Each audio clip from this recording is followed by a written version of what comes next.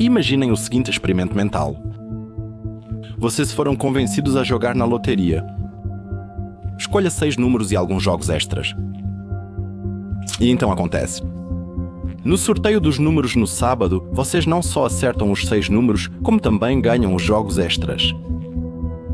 Então, vocês foram pegos pela febre da loteria, jogam novamente no próximo sorteio e, por mais inacreditável que pareça, acertam tudo de novo. Agora, vocês não só estão garantidos para o resto da vida e nunca mais precisam trabalhar, como simplesmente não conseguem acreditar que ganharam 2 vezes seguidas. As chances disso acontecer não deveriam ser extremamente baixas?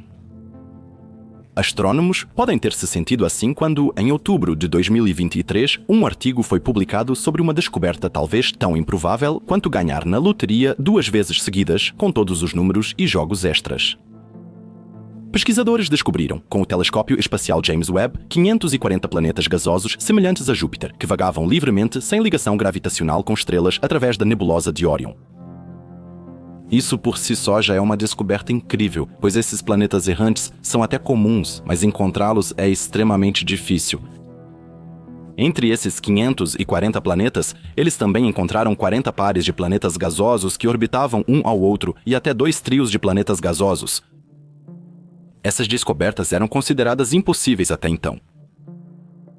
Mas encontrar esses Júpiteres livres em um número tão alto e em configurações duplas e triplas foi para os astrônomos mais do que ganhar na loteria.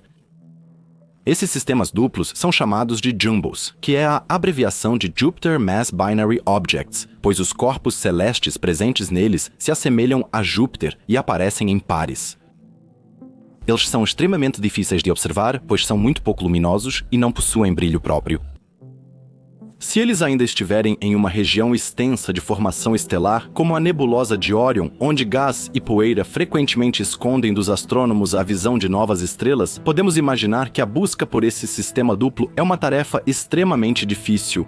Mas, felizmente, os astrônomos têm à disposição o telescópio espacial James Webb, que não só possui câmeras modernas e um grande espelho, mas também observa no infravermelho.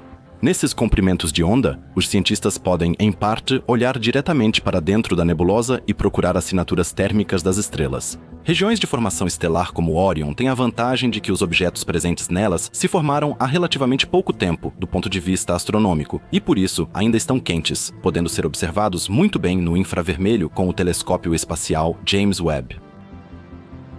Após essa descoberta, os pesquisadores se questionam como esses sistemas duplos se formaram. Como eles desafiam os mecanismos conhecidos de formação de sistemas estelares e será que a teoria da formação de planetas precisa ser reescrita? Hoje vamos analisar o que há de especial nesses Júpiteres duplos, qual segredo sombrio a nebulosa de Órion esconde e como esses sistemas fascinantes se formaram.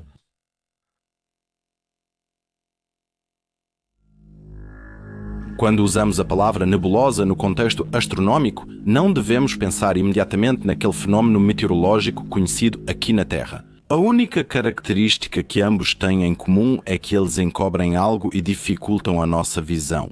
Uma nebulosa astronômica como a de Órion, que recebeu esse nome por estar na direção da constelação de mesmo nome, tem muito mais a oferecer do que suas homônimas aqui na Terra. Os astrônomos também conhecem a nebulosa de Órion pelas designações de catálogo M40 e 2, ou New General Catalog 1976. Ela é uma deslumbrante nebulosa de emissão e é considerada um dos objetos mais bonitos já observados por telescópios espaciais. Como nebulosa de emissão é principalmente uma concentração de hidrogênio, ela é tão energética que brilha por si mesma, um fenômeno que ocorre quando os gases em seu interior são banhados por radiação ultravioleta de estrelas jovens, quentes e próximas. Como nuvem interestelar de hidrogênio, essa nebulosa de Órion é uma espécie de berçário para novas estrelas. Aqui, sóis e planetas são formados, muitas vezes, a partir de restos de estrelas antigas que perderam camadas externas e estimularam nuvens de hidrogênio a colapsar e formar novas estrelas. Nesta imagem icônica do Hubble, a nebulosa é exibida em toda sua magnitude. Ao contrário da galáxia de Andrômeda, que possui uma extensão angular muito maior no céu e só pode ser observada pela maioria dos telescópios em imagens em mosaico, Órion é pequeno o suficiente para ser capturado em uma única imagem.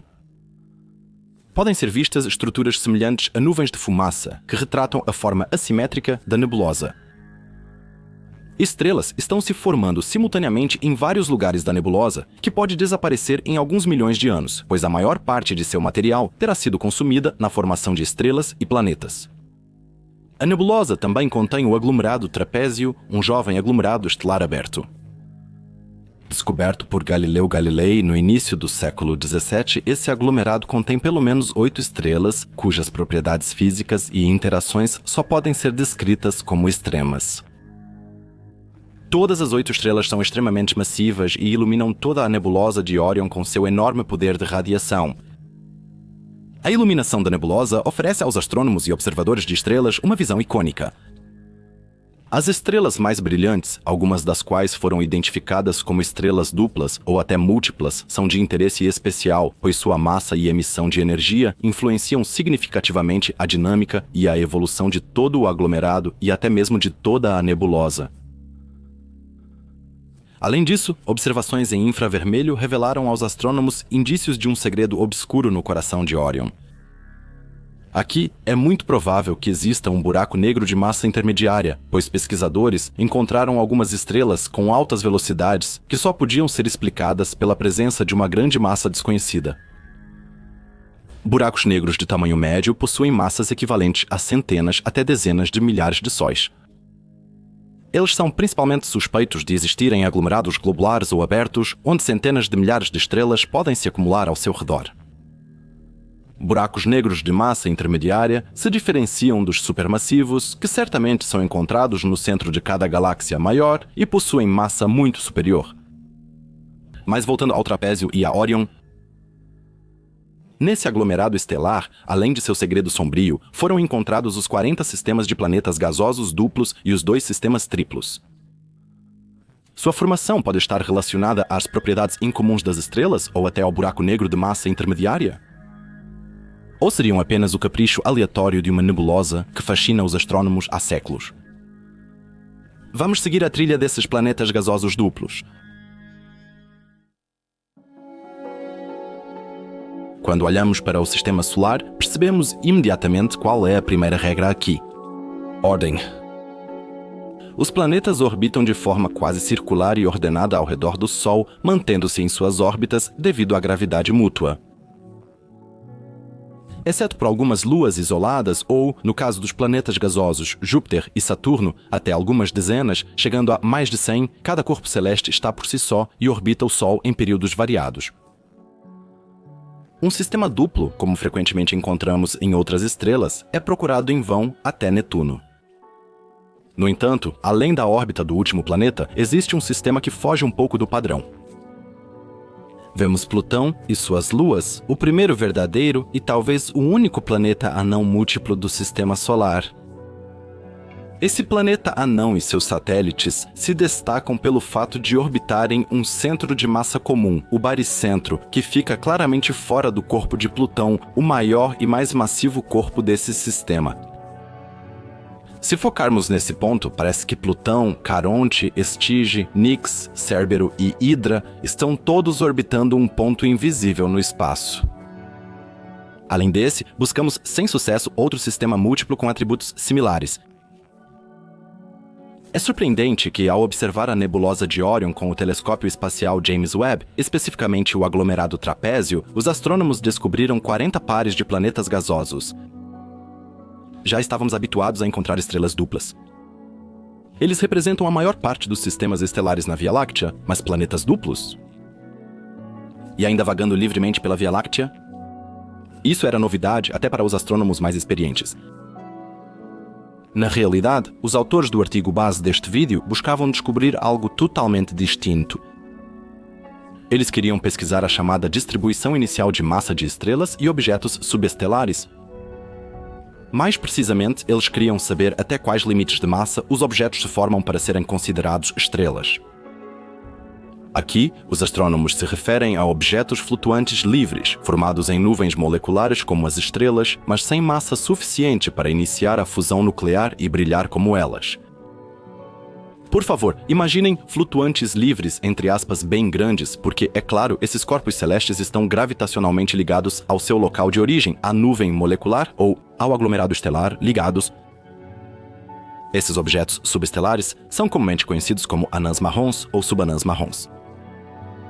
Eles estão em uma categoria de massa entre a massa planetária mais pesada e a massa estelar mais leve. Para ser considerado um planeta, um corpo celeste não pode realizar fusão nuclear. O limite para isso é de cerca de 13 massas de Júpiter. Corpos celestes pouco abaixo desse limite também são chamados de subanãs marrons. Se um corpo celeste tem mais de 13 massas de Júpiter, começa a fusão de deutério e ele passa a ser chamado de anã marrom. A massa máxima desse corpo está entre 75 e 80 massas de Júpiter. Acima disso, começa a fusão de hidrogênio em hélio e aí chamamos de uma estrela.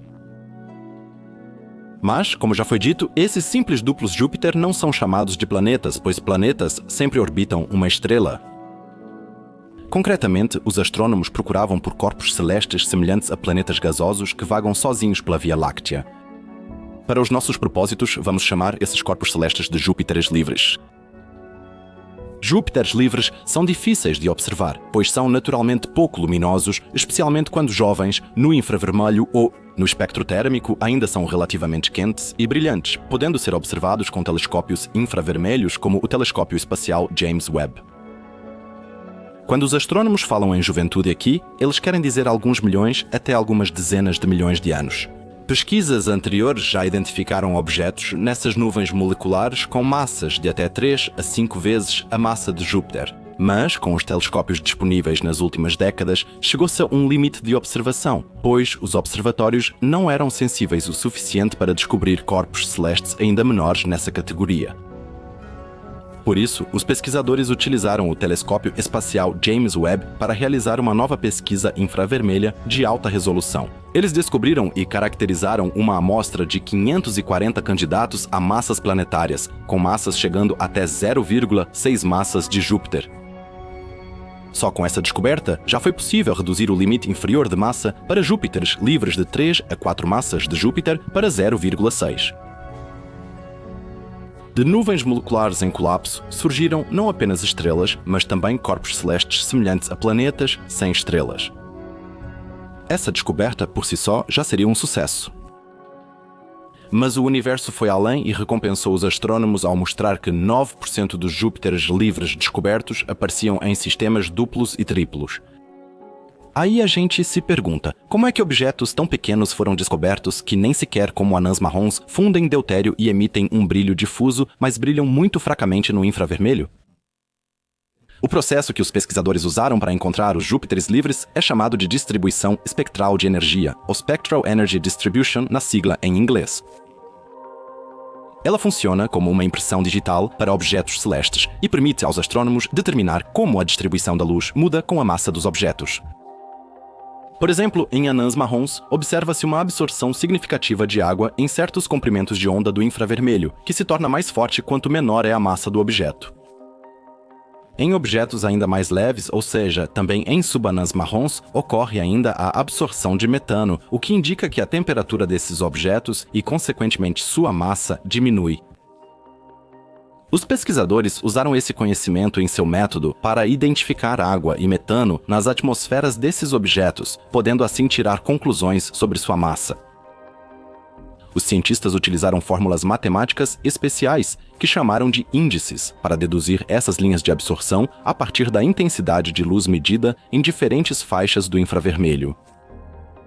Aliás, esse termo se refere a um tipo de lacuna em um espectro, quando um determinado material é absorvido e, por isso, aparece marcado no espectro analisado.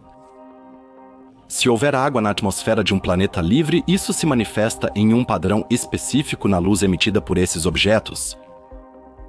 Em um espectro da radiação captada, os materiais procurados aparecem como uma lacuna preta onde normalmente estaria o espectro da água. Ao buscar água, os cientistas consideravam que, quanto mais água era absorvida, menor era a massa dos Júpiteres livres. O mesmo ocorria com o metano? Abaixo de um determinado limite de massa, cerca de 5 massas de Júpiter, a absorção de metano aumenta significativamente e também cresce quanto mais frio e, portanto, menos massivo é o objeto. A massa, a absorção de material e a temperatura dos Júpiteres livres estão inseparavelmente interligadas. Entre os 540 candidatos analisados pelos astrônomos, nem todos são verdadeiros Júpiteres livres. Uma boa parte são anãs marrons, ou seja, aqueles corpos celestes que possuem mais de 13 massas de Júpiter, fundem deutério e emitem luz própria. Astrônomos encontraram uma quantidade surpreendente de Júpiteres livres. 168 desses candidatos apresentaram absorção de metano, o que indica que sua massa é de 5 massas de Júpiter ou menos. O candidato mais extremo em sua amostra tem apenas 0,6 massas de Júpiter, ou o dobro da massa de Saturno. Os pesquisadores não encontraram um limite inferior de massa para a formação de Júpiteres livres e descobriram que Júpiteres livres mais leves, abaixo de 3 ou 4 massas de Júpiter, não são tão raros quanto se pensava. Os astrônomos também se surpreenderam muito. Um número significativo dos candidatos identificados está em sistemas duplos, chamados de jumbos. Esses eram os objetos binários de massa de Júpiter. Essa observação é especialmente surpreendente porque, até agora, acreditava-se que a probabilidade de companheiros em objetos de baixa massa era praticamente nula, ou seja, praticamente inexistente. Essas suposições se baseiam em observações de estrelas de maior massa, nas quais a ocorrência de um companheiro diminui à medida que a massa da estrela primária, o objeto mais massivo em tal sistema, diminui. Estrelas massivas tipo O e B têm uma taxa de companheiros próxima a 100%. Esse tipo de estrela evolui rapidamente para estrelas gigantes como Betelgeuse ou Stephenson 218. Elas são a classe de estrelas mais massiva da Via Láctea. Curiosamente, quase todas essas estrelas também têm companheiras. Entretanto, esse companheiro não precisa obrigatoriamente ter uma massa alta, podendo ser uma estrela menor. Já em estrelas semelhantes ao Sol, a frequência de companheiros cai para 50% a 60%. Estrelas semelhantes ao Sol têm massas entre 0,7 e 3 ou 4 massas solares. Entre anãs marrons de maior massa, entre 50 e 80 massas de Júpiter, 15% possuem companheiros e entre aquelas com 20 a 60 massas de Júpiter, a taxa cai para apenas 8%. Por causa da queda na taxa de companheiros, não se esperava de forma alguma que objetos com menos de 13 massas de Júpiter tivessem companheiros. Por isso, a surpresa ficou estampada no rosto dos astrônomos quando eles descobriram que os jumbos não só eram reais, mas também existiam em um número considerável.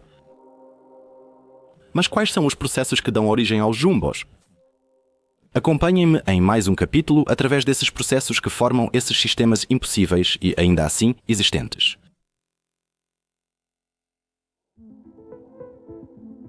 A formação de corpos celestes é um processo incrivelmente complexo, que provavelmente nunca poderemos observar completamente, pois leva dezenas de milhares e talvez até milhões de anos e envolve diferentes processos nos quais não apenas energia termodinâmica e movimento hidrodinâmico desempenham um papel, mas acima de tudo, forças gravitacionais. Normalmente, a taxa de companheiros em objetos é tanto maior quanto mais massivos eles são. Porém, na formação de sistemas gigantes, as forças gravitacionais são ínfimas comparadas à formação estelar. Segundo uma possível teoria, as origens dos gigantes estão nas vastas e frias nuvens moleculares, onde a gravidade puxa o gás e a poeira até que colapsem. Esse colapso leva à fragmentação da nuvem em regiões menores e mais densas, que podem servir como berço para novas estrelas ou Júpiteres livres. Como peças de um quebra-cabeça cósmico que se unem para formar um todo, esses fragmentos moldados pela instabilidade de Jeans podem, sob as condições certas, crescer juntos até formar um par gravitacionalmente ligado. A instabilidade de Jeans descreve como uma perturbação dentro da nuvem que é maior do que uma certa massa, pode resistir à força dispersiva da pressão interna e continuar a crescer, estabelecendo a base para a formação dos jumbos. Queremos chamar esse modelo de modelo de agressão exposta ou modelo de agressão exposta, pois parte do princípio de que os jumbos se formam isolados, sem estrelas, ou como um sistema duplo.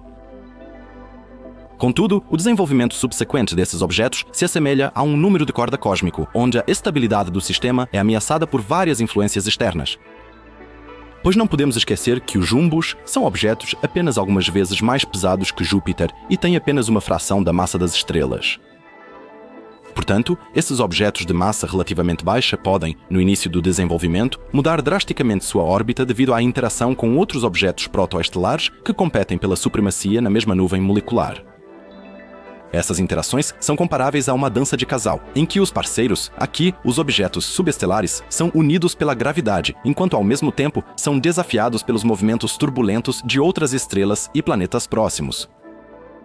A aproximação de outras estrelas ou a presença de um terceiro objeto massivo pode moldar as órbitas dos jumbos, causando uma ligação mais forte ou uma distância maior entre os objetos. Em regiões densamente povoadas de formação estelar, como a nebulosa de Órion, essas interações dinâmicas são comuns e resultam em uma variedade de configurações de sistemas, semelhantes aos padrões diversos que surgem quando as ondas se encontram em um lago. Durante essa interação gravitacional, a acreção também desempenha um papel crucial. A acreção é o processo pelo qual matéria do disco protostelar ao redor é transferida para os núcleos jovens das estrelas ou para os chamados jumbos. Esses discos, compostos de gás e poeira que ainda não foram incorporados aos objetos centrais, fornecem um material que flui em espiral para dentro dos objetos em formação. Campos magnéticos presentes nesses discos podem desempenhar um papel importante ao canalizar o material que está caindo e até mesmo influenciar a velocidade de rotação dos núcleos em crescimento. Esse processo é fundamental para o crescimento dos gigantes e influencia suas propriedades físicas e químicas. Os discos de acreção não são apenas a fonte do crescimento, mas também moldam a atmosfera e a aparência futura desses objetos. Porém, a acreção não é contínua. Ela pode ser interrompida episodicamente por diferentes eventos, como um rio que, devido ao clima, ora se torna uma correnteza violenta, ora volta a ser um riacho calmo. Essa é uma das variantes da formação dos jumbos. No entanto, os astrônomos Jihan Wang e Roselba Perna veem uma origem diferente para esses sistemas duplos peculiares. Eles consideram o local onde esses sistemas foram descobertos. Em aglomerados estelares como Trapezium ou nebulosas como Órion, as estrelas estão muito mais próximas entre si do que o Sol está de outros objetos estelares. A teoria dos pesquisadores se desenrolou como um bom romance policial. Eles usaram um modelo computacional avançado para simular um cenário em que dois gigantes gasosos, com massa semelhante ou um pouco maior que a do nosso próprio Júpiter, são arrancados de sua órbita original por um encontro com outra estrela ou com uma anã marrom muito massiva. A abordagem dos dois pesquisadores se assemelha a um jogo de bilhar galáctico, onde as forças gravitacionais, como jogadores experientes, guiam as trajetórias dos planetas pelo feltro verde do espaço interestelar. Queremos chamar essa teoria de formação de jumbos de modelo de ejeção, pois ela pressupõe uma reação, ou seja, a ejeção dos corpos celestes semelhantes a Júpiter. Os pesquisadores simularam as forças gravitacionais que ocorriam quando uma estrela passava perto de um par de gigantes gasosos semelhantes a Júpiter. Essas simulações são extremamente detalhadas e levam em consideração uma variedade de variáveis, incluindo a massa dos objetos envolvidos, suas velocidades, distâncias e os ângulos específicos de seu encontro. Os planetas precisam estar em uma configuração quase linear em relação à trajetória do astro que passa, e a estrela deve se mover com uma velocidade capaz de perturbar os planetas em suas órbitas de tal forma que eles sejam ejetados do sistema. A probabilidade de que um evento desse tipo leve à formação de um sistema planetário binário está em torno de 20%, o que significa que em 1 a cada 5 casos, quando as condições certas estão presentes, um jumbo poderia ser formado. Esses pares se destacariam por um semi-eixo maior significativo, que indica a distância média entre os dois corpos de um sistema binário, assim como por uma alta excentricidade, o que significa que suas órbitas se desviariam bastante de uma forma circular perfeita. Não é surpresa que muitos jumbos sejam encontrados na nebulosa de Órion. A formação de buracos negros é mais provável em regiões densamente povoadas, como aglomerados estelares, onde a densidade estelar e a frequência de encontros próximos são maiores. Porém, outros astrônomos também não se contentaram com isso. Os físicos holandeses Simon Porteous Zwart e Erwan Rochart apresentaram uma outra possibilidade para a formação do jumbo, que fica praticamente entre os dois outros modelos mencionados, a formação a partir de uma nuvem molecular e a ejeção de um sistema estelar.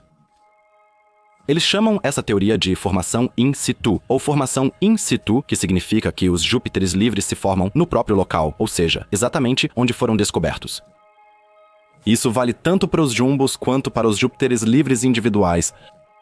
A teoria parte do princípio de que tanto as estrelas quanto os jumbos se formaram a partir do colapso da mesma nuvem molecular, um processo impulsionado pela instabilidade gravitacional, onde a matéria condensada colapsa sob sua própria gravidade.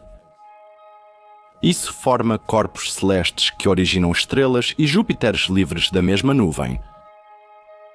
Também nesse modelo local, os jumbos resultam da formação estelar, de forma semelhante ao modelo de ejeção. Porém, durante a fase de formação, eles acabam se tornando objetos com massas comparáveis à de Júpiter, em vez de estrelas completas.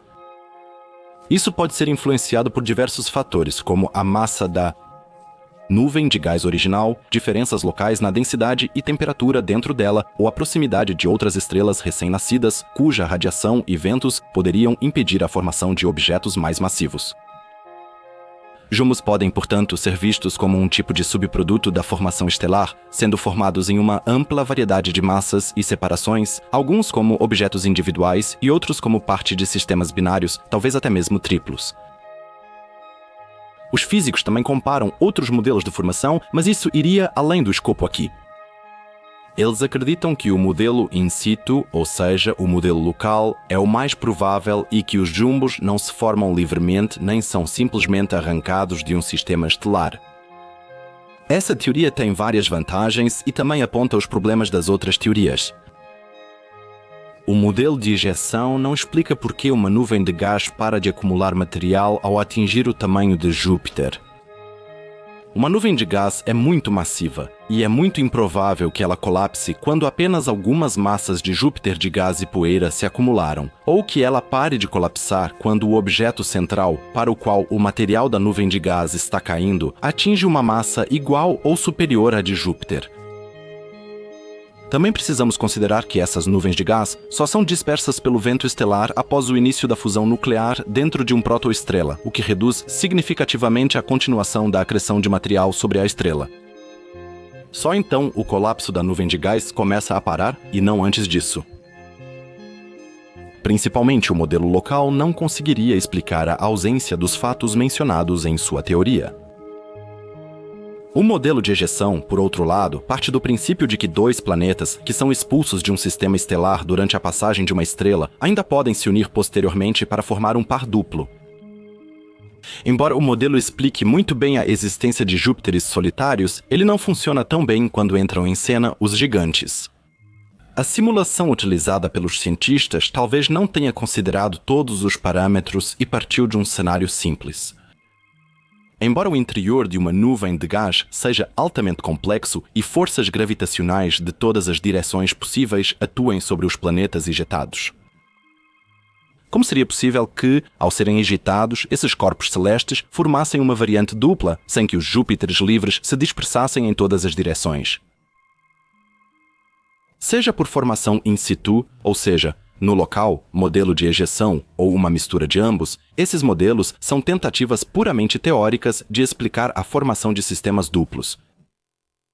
Mas agora queremos fazer uma última pergunta que já ocupou muitos físicos. Como seria e funcionaria um sistema composto por 3 Júpiteres livres? Bem-vindo ao problema dos 3 corpos.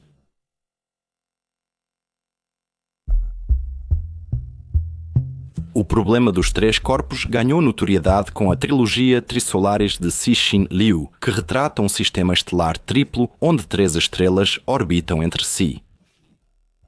No seu primeiro livro, um planeta onde surgiu vida inteligente extraterrestre se move em uma órbita muito instável ao redor de seus 3 sóis. E experimenta tanto eras douradas quanto períodos de decadência. Ele aborda o problema dos 3 corpos de forma criativa. Mas será que podemos aplicar isso aos 2 sistemas triplos encontrados na nebulosa de Orion?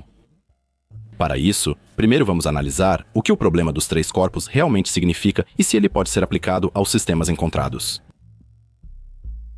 O problema dos 3 corpos é um célebre problema da mecânica celeste e física clássica, que trata da determinação do movimento de 3 massas que interagem gravitacionalmente entre si. Historicamente, ele surgiu a partir da tentativa de entender as órbitas dos planetas em nosso sistema solar, especialmente o sistema Terra-Lua-Sol. A complexidade do problema dos 3 corpos está no fato de que, ao contrário do problema dos 2 corpos, para o qual existe uma solução analítica fechada, ou seja, as órbitas dos corpos podem ser descritas por uma fórmula fixa, não existe uma solução geral para 3 ou mais corpos. Isso significa que as posições exatas dos corpos em um momento futuro qualquer não podem ser previstas por uma simples equação matemática. Em vez disso, as equações de movimento precisam ser integradas numericamente, isto é, calculadas com computadores, para modelar as órbitas dos corpos ao longo do tempo. O problema dos 3 corpos é um exemplo clássico de um sistema caótico, no qual pequenas mudanças nas condições iniciais podem levar a grandes diferenças nos estados finais.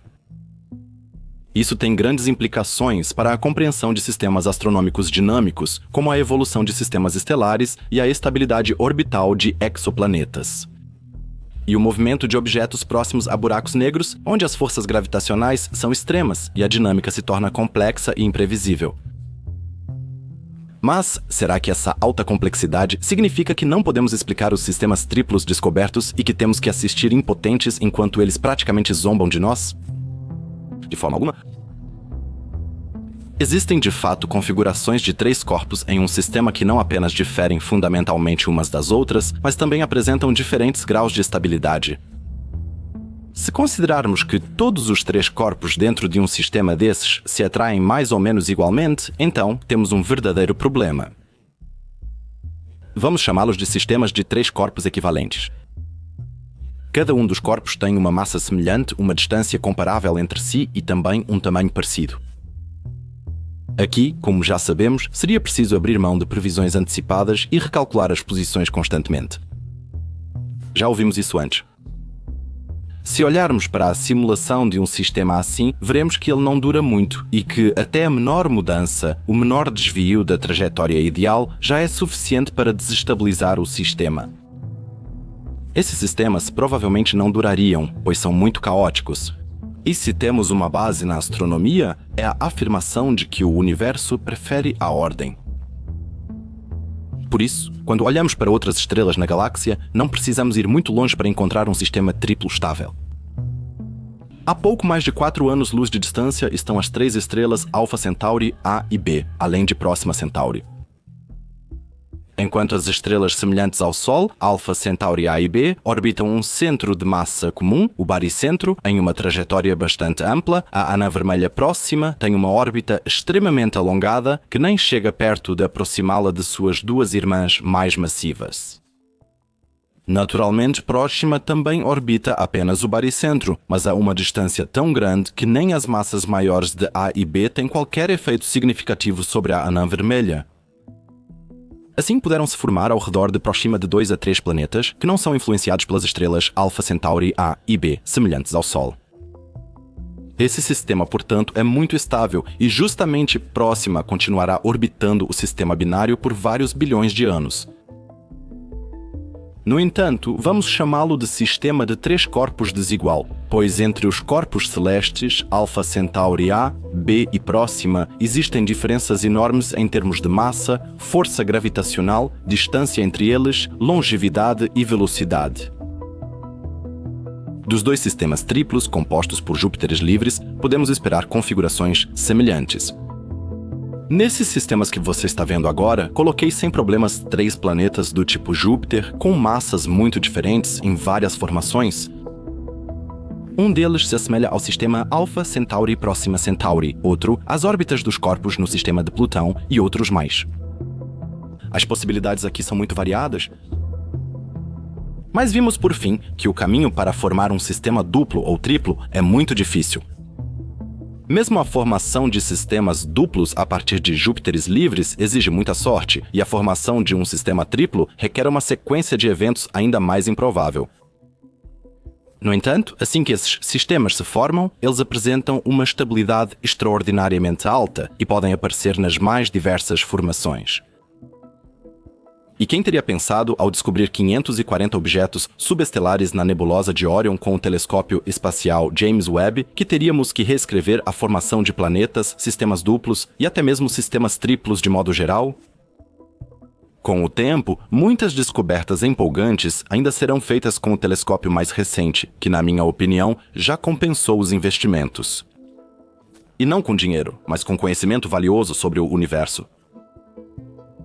E, acima de tudo, não podemos esquecer de uma coisa. Só porque imaginamos uma coincidência estatisticamente extremamente improvável, não significa que no cosmos, onde há possibilidades de desenvolvimento quase infinitas para corpos celestes, não vamos descobrir essas supostas impossibilidades.